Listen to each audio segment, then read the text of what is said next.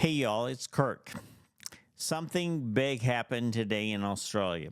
Tens of thousands of people shut down the Harbour Bridge in protest over the crisis in Gaza.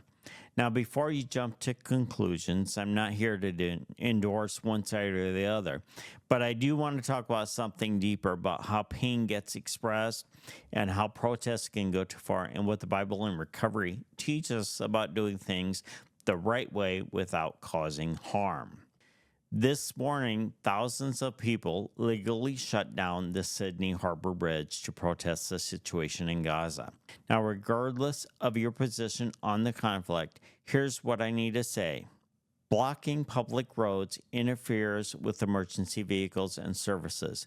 Disrupting people just trying to live their lives is not the answer. Protest in and of itself isn't evil, but when it crosses a line into controlling or harming others, we've moved out of protest and into pride. Let's go straight to the word, because God has a way of dealing with injustice, and it's not rooted in chaos. In Romans 13:1 through 2, it says, "Let everyone be subject to the governing authorities. The authorities that exist have been established by God." Now, God is not glorified when people break laws that are meant to protect the public. Blocking ambulances, delaying workers, trapping people in traffic, that's not justice, that's arrogance. We can look at Proverbs 3:29 through 30. "Do not harm against your neighbor who lives trustfully near you. Do not accuse anyone for no reason when they have done no harm." When you shut down a city to make a point, and that point hurts innocent people, you are no longer standing for righteousness. You're standing in self-righteousness.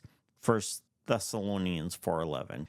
Make it your ambition to lead a quiet life. You should mind your own business and work with your hands. Now, there's a difference between being a peacemaker and being a noisemaker. If you really want to make a difference, you should work, pray, give, serve, build. Don't blockade the blessing of others trying to live in peace. If we look at it through a recovery lens, we learned that this is the hard way. Acting out never fixes pain, it just shifts it to someone else. In step 10, we continue to take personal inventory, and when we were wrong, we promptly admitted it. If you're protesting in a way that violates someone else's safety or peace, you're wrong, period. And you need to own that, because hurt people, but healed people don't. In step 12, we tried to carry this message to others and to practice these principles in all our affairs. And let me tell you something, you can scream all day on a bridge, but if you're not willing to live out the message you're screaming about, it's just noise. Justice without humility is manipulation, and activism without truth is just a performance. There are better ways to respond. You could pray for both sides. God isn't on the side of chaos. He's on the side of mercy. Pray for Israel. Pray for Gaza. Pray for everyone caught in that evil. They didn't choose. Speak with respect.